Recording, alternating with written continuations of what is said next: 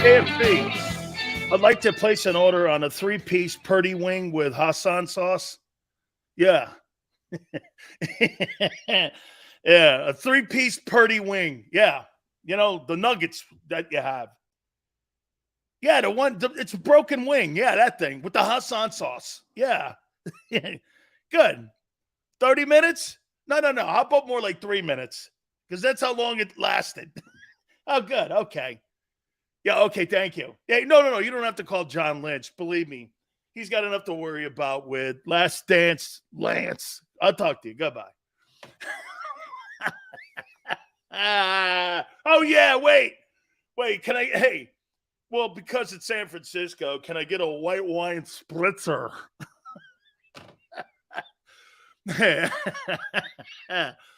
Yeah, hey, you order a white wine spritzer when you go to a Niner game.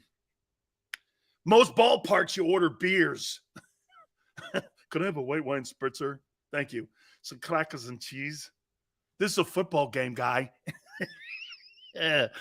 All right. Oh, man.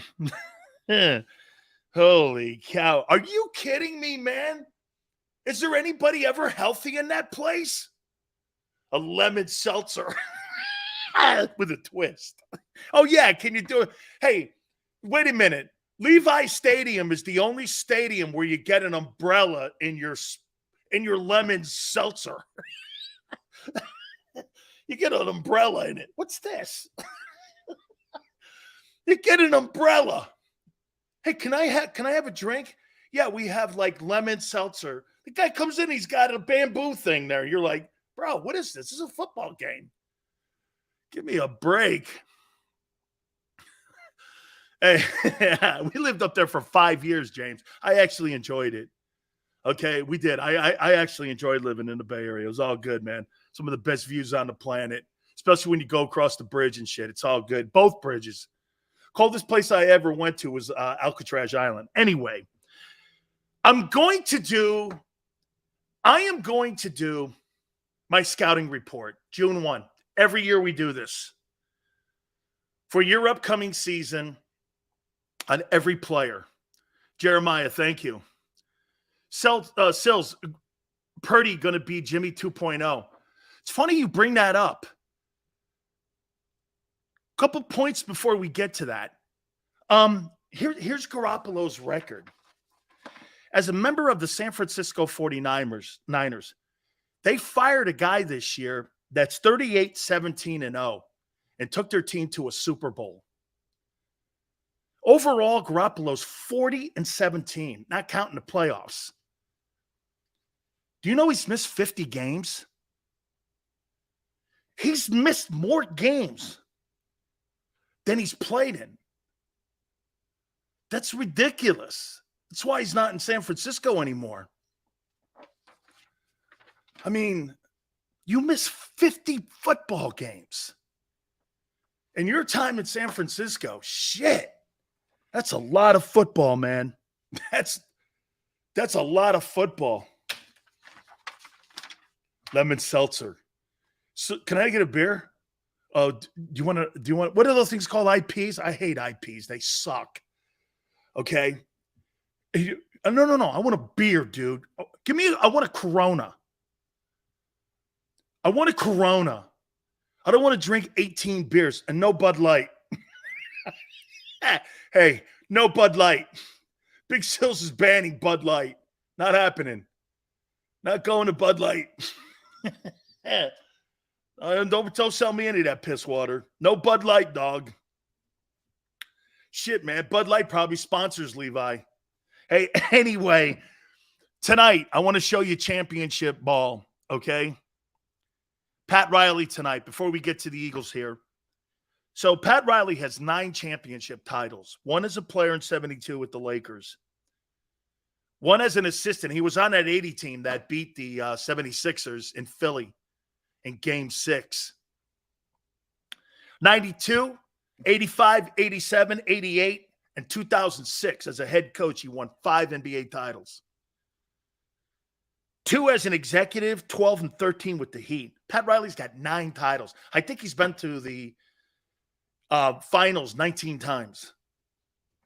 That's pretty amazing. I mean, it's pretty amazing in who he is and what he's accomplished. All right. Here is my scouting report.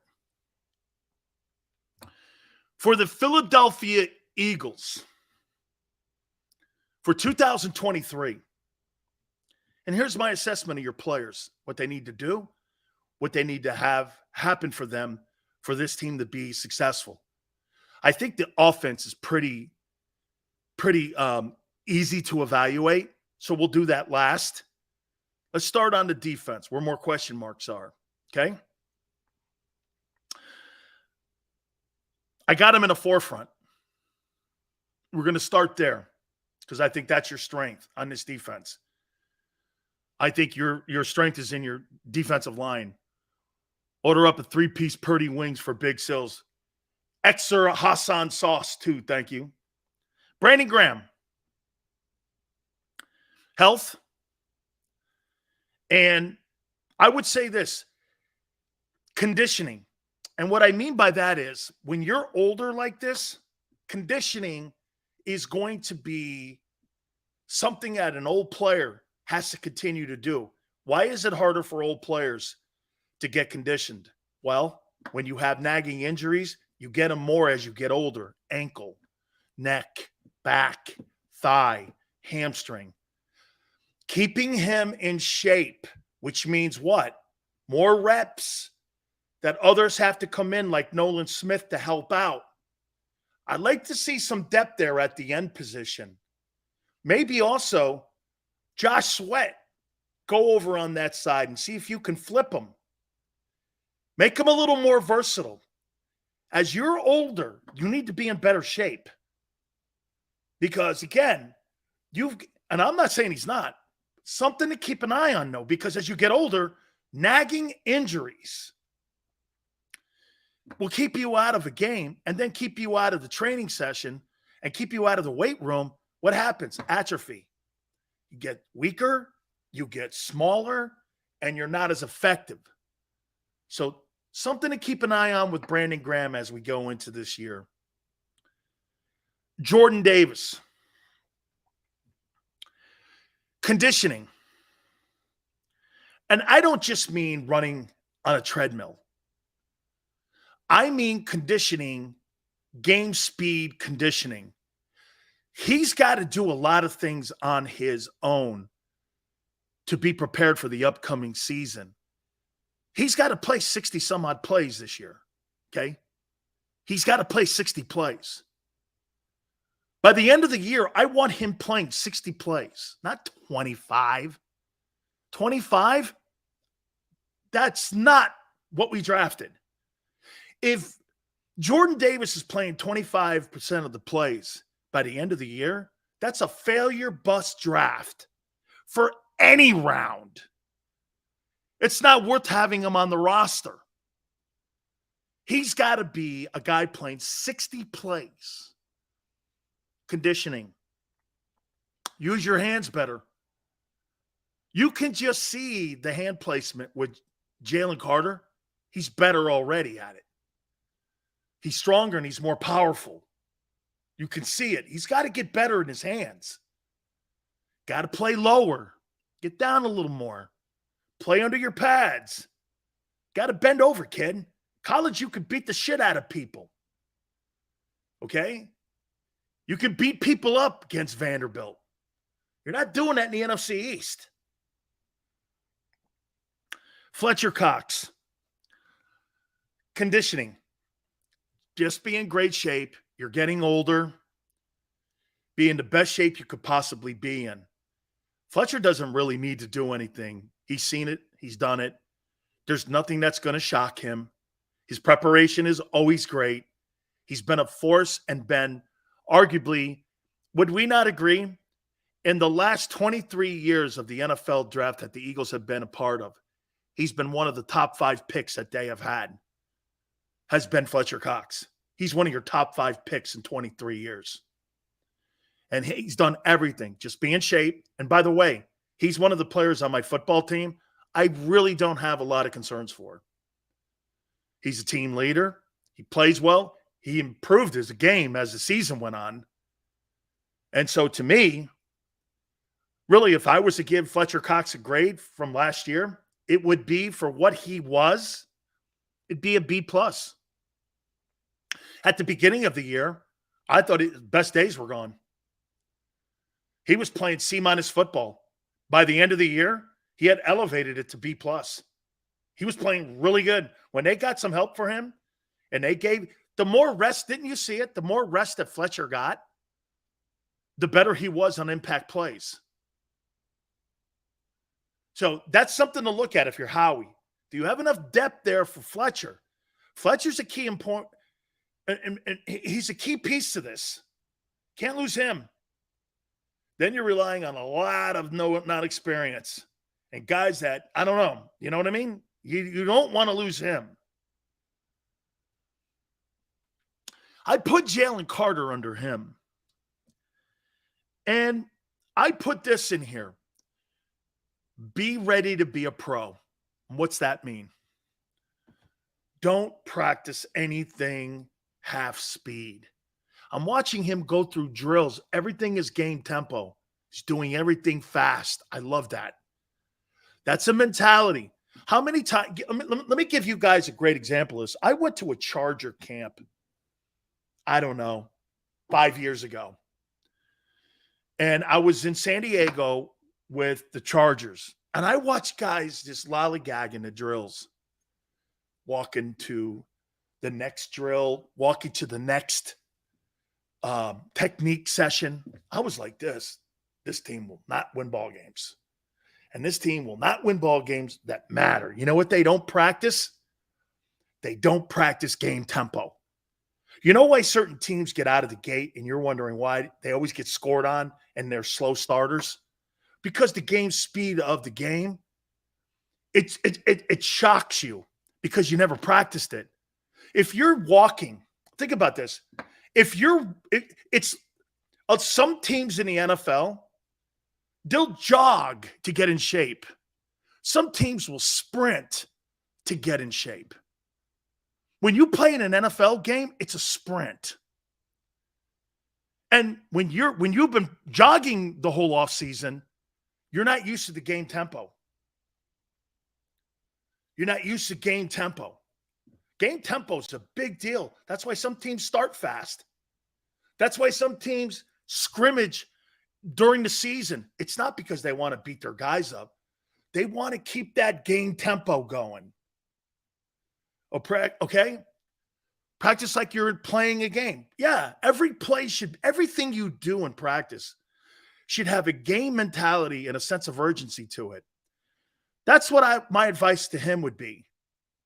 Okay, because that'll help you be a pro too. It's not so much about hitting. It's about seeing the speed of the game. Dude, that's why OTAs, to me, at least have game tempo. At least be in a place where you're practicing that. Okay? You're not going to hit, but at least practice game tempo. Josh Sweat. I would say this about Josh Sweat. If I'm Sean Desai, I'm going to try to figure out more ways to utilize this kid because he's your best every down defensive lineman, in my opinion. Continue to improve. I would try to work him on both sides of the ball. Both left tackle, both left end and right end. I would try to get as much out of him as I can because he right now is one of your guys that you don't have to take off the field on first, second, or third down. You can keep him out there. He's a good-looking football player. Can I tell you who he reminds me of? The guy in Carolina, Brian Burns. That's not as great, but he reminds me of that guy, Josh Sweat. Good feet, rangy, tall, 252. I mean, sets the edge well. Continue, make sure you keep that outside shoulder too. Sometimes, again, because of his weight, when they put a tight end over on him, they can move him off the ball a little bit.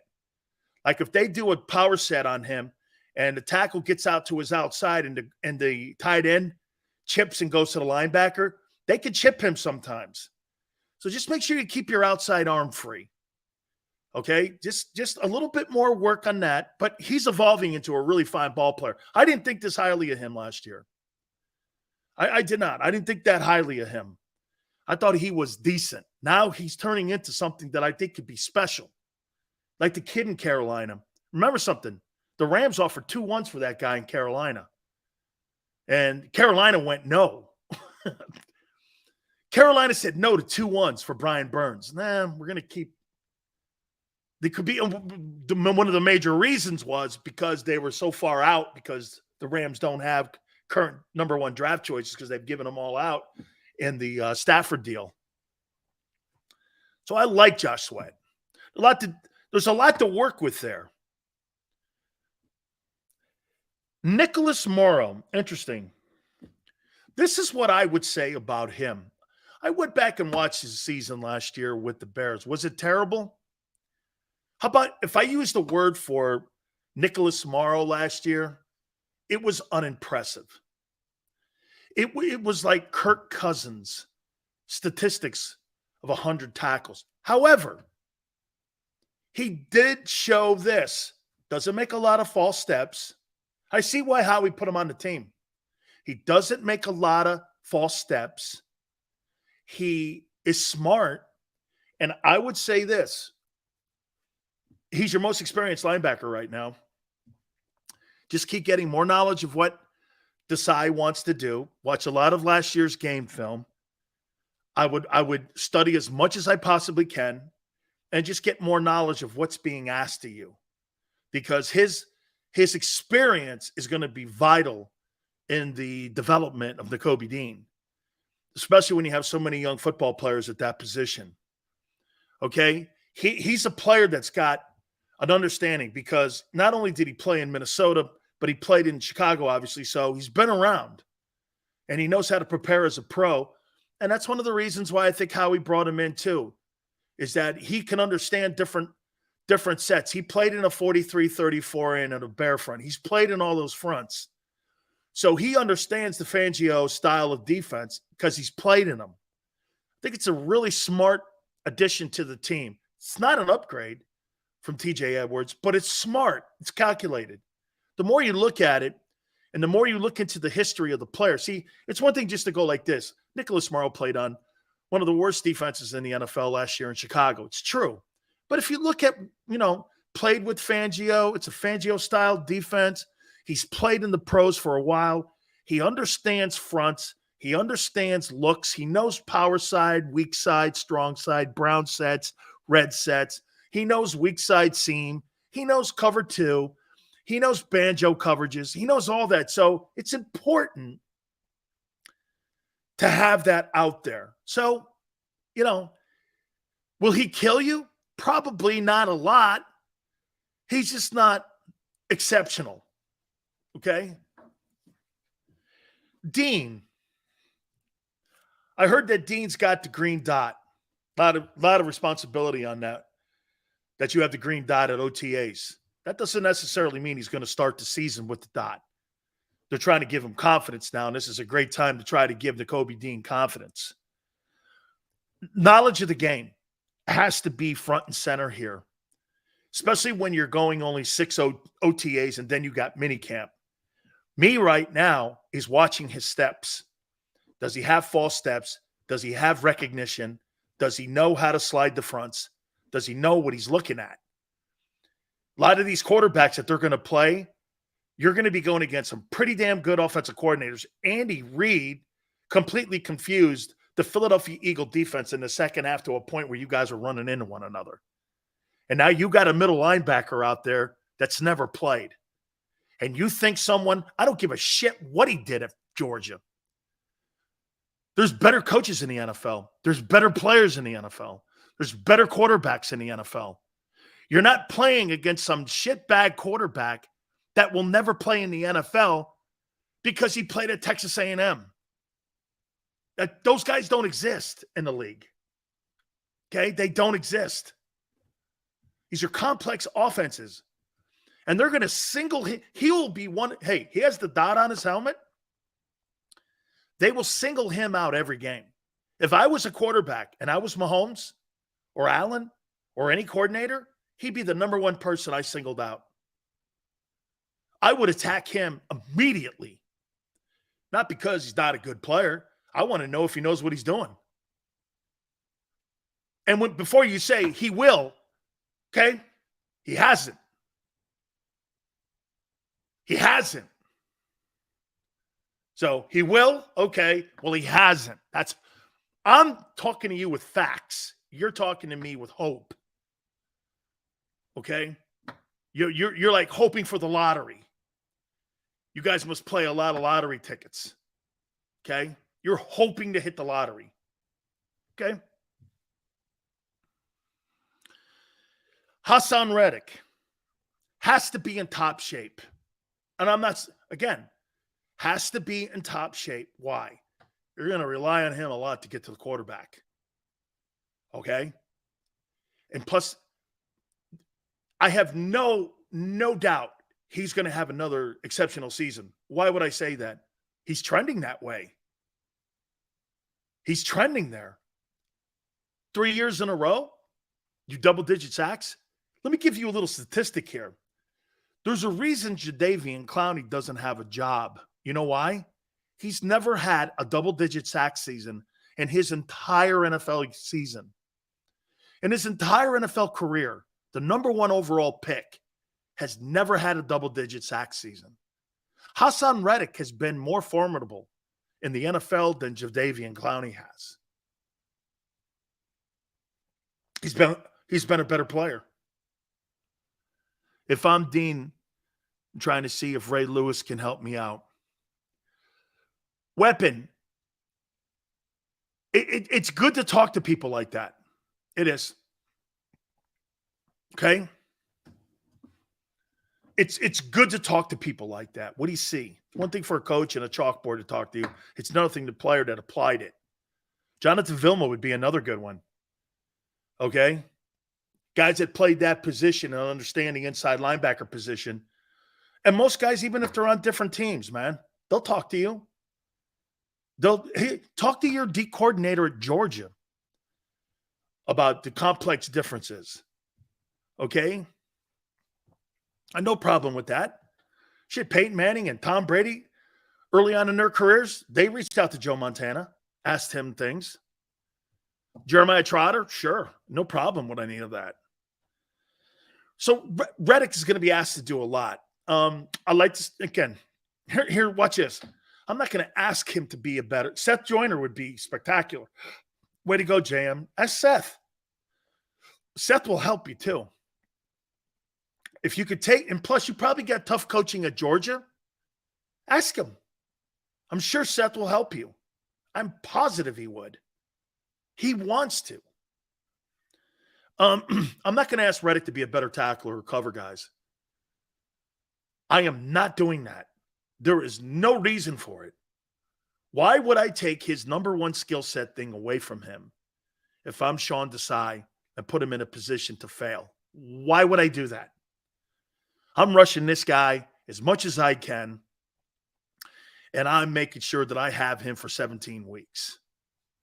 He's like your Scud missile on your defense. And I would make the point to you right now, he's your most impactful player on defense.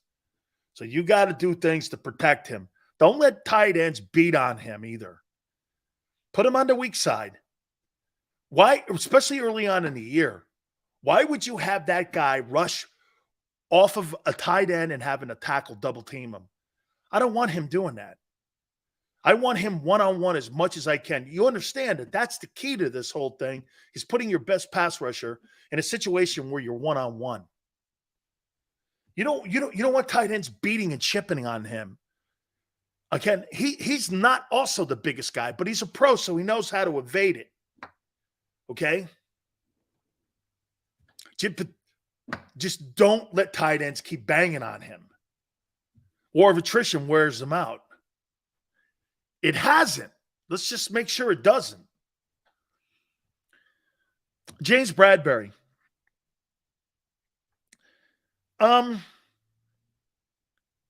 Keep plays more to the sidelines. And what I mean by that is he gets beat on inside releases. Okay?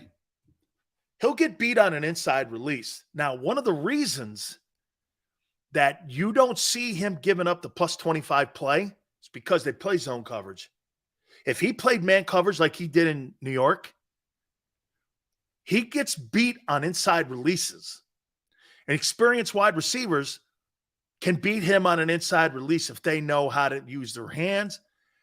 Keep everything to the sideline. The guy, in my opinion, who did the best job at defending wide receivers was Darrelle Revis. He had a technique where he just bullied guys into the sideline, and he gave them, get this, every wide receiver wants to get back where? To the inside. Why? There's more field to work. Wide receivers are not trying to tiptoe down the sidelines. You know why Beckham doesn't catch a lot of footballs any longer besides the fact he's hurt? You give yourself this much room on the sideline. If you're walking down that sideline, dude, defensive backs, especially corners, they want you to go towards the sideline. They want you to go there because why? You're limited on a ruler. Okay? You're limited on the ruler. When I come back inside, I got more of the field to work with. Now, what happens when you got more traffic coming to the play, which means you get taken out. But you don't have to worry about in today's NFL. Defenseless receiver, guys get big hits, they get flags. Just got to be a little tougher in there. A lot of receivers in the NFL, they go towards the outside and they make their routes towards the sidelines. Man, you're playing right into a corner's strength. Revis would push you to the sideline, give you this much room to operate, and your percentages of getting, what do you think is a higher percentage of having completions on this or this? So he gets beat, and teams know that. So that's why he turns his shoulder, but he gets beat on that inside release sometimes. That's only when they're kind of trying to play that stupid kind of press zone, which is kind of a half-assed. Dude, you're either going to play press or you're not. You're either going to bleed to death or kind of bleed to death. What are you going to be? So when you're playing center field, you don't get a lot of free releases to the inside on you. Okay? Yeah. I think Miami, he's going to have an issue with Tyreek Hill because he makes those go routes and does that inside release. Okay? He does that. Sills got fired for a bounty. Yeah, it was a joke. It was on me, though, because nobody in this stupid world could take a joke. Yeah, it was FSU Miami, dude. Cobra, you're right. Congratulations. You can Google. Google. All good. Terrell Edwards. I would say this to you. Knowledge, again, new dude coming over. Keep understanding what's being asked of you. Okay? Look, and Barrett hit on this a couple months ago, and I'll do it again. Does he have more knowledge of the slot corner position, safety position than what CJ did? Yes. Is he a better upgrade than Gardner Johnson? Absolutely not. Absolutely not. However, he understands the position better. But see, Gardner Johnson's ceiling, you don't know what it is. You kind of know who he is. And so did the Steelers. That's why they blew him out. Okay? And Joey, I like him too. He's not going to kill you. Smart pro, played in the Pittsburgh organization. He's not going to kill you. Okay? He just has to keep understanding. Again, this is work for him when it comes to chalkboard shit. Okay? This is more chalkboard stuff for him. Slay. I would say this, health and conditioning. And this is where I say conditioning. I thought Darius Slay ran out of gas at the end of the year. I thought when he got to that Super Bowl, he was out of gas. Okay?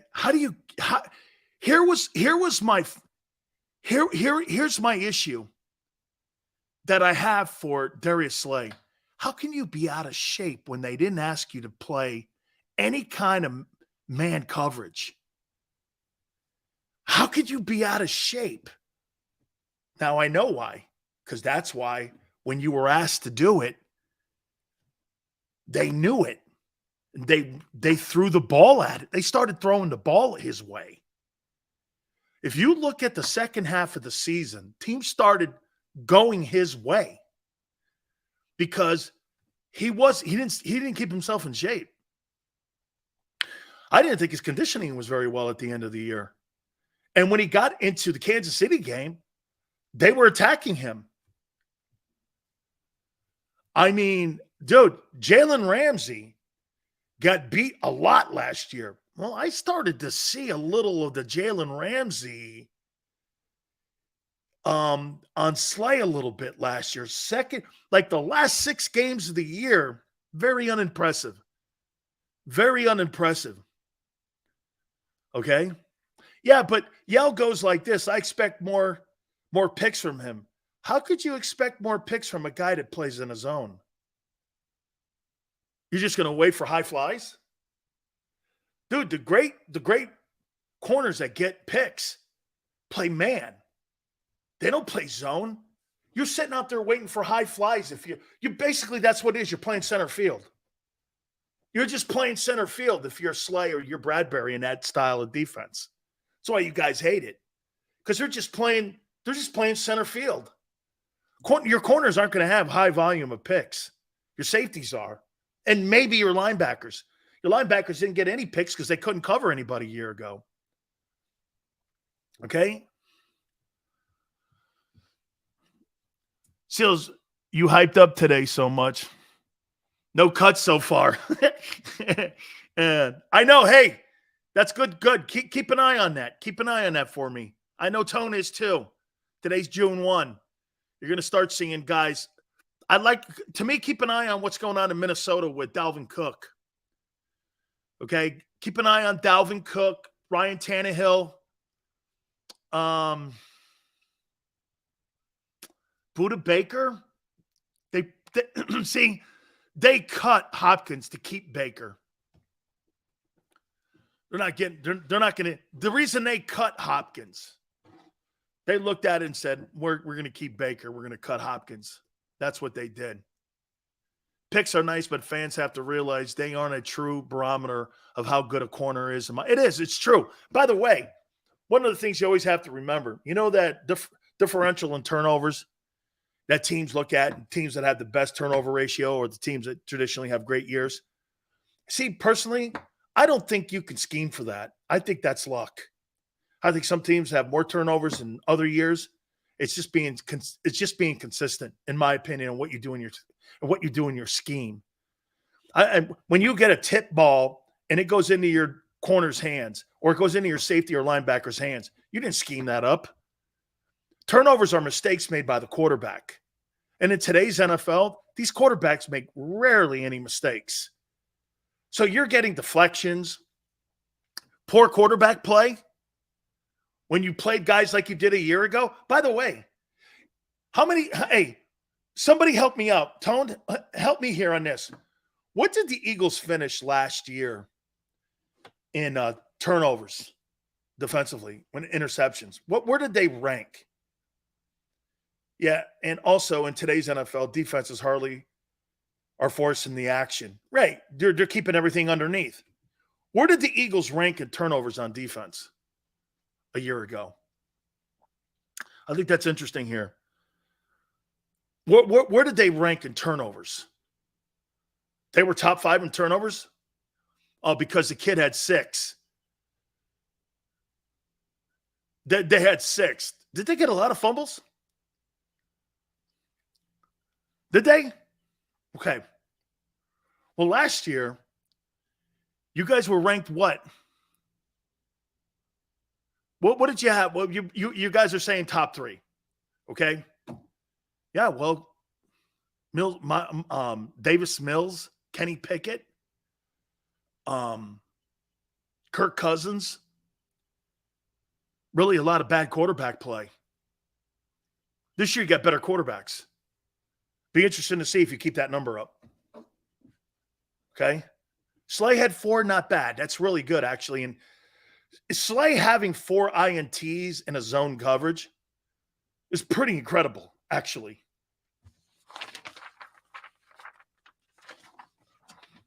That's also, again, so if I were to give an overall sense here of the defense, again, that's how I looked at these guys. We're going to do the offense here in a second.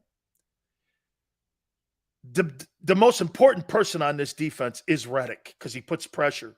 I would say this, if I had to rank this defense in importance for this year, for this team to have really great success again, it would be Reddick, Sweat, Dean, Slay. Oh, by the way, I didn't say Sidney Brown. Let me do Sidney Brown here. Sidney Brown, I think he's going to be your free safety. Knowledge, conditioning, being in game-ready shape. That doesn't mean running on a treadmill. That doesn't mean putting miles in. That means having yourself prepared for the speed of the game. When I say conditioning, I'm not talking about running on treadmills. Running on treadmills, that's not football. I'm talking about game speed shit. Do everything at a high tempo. Everything, burst, quick starts, everything. Okay? Just be ready. And I look down here. Game tempo, conditioning, and knowledge for Sidney Brown. I'll tell you who else I would talk to. I talked to Lovie Smith a little bit because they're going to they play a little of that banjo coverage back there. I talked to Lovie. Lovie recruited him. Hey, what am I looking at here? What's the most important thing you think I'm looking at here with this Eagle defense? And I would talk to him. Lovie Smith's a better D coordinator than Vic Fangio. So I would have no problem reaching out to him. And from what I understand, Lovie's not doing anything right now. He's living in Tampa. Just reach out to him. By the way, Sydney, in case you're watching, because we know people at the NovaCare, I've got Lovie's number. And if you need any help, I'll hook you up. We'll do the offense next. So that's how I see, and that's my scouting report for the defense for the 2023 Eagle season. We'll do the offense next. Please hit the like button. I love you recruited Brown, right? Yes. As a matter of fact, did you notice 3 guys in that secondary at Illinois all got drafted? Why? Because Lovie recruited them. Lovie recruited them. Lovie Smith is better than Vic Fangio. I'll take Lovie any day.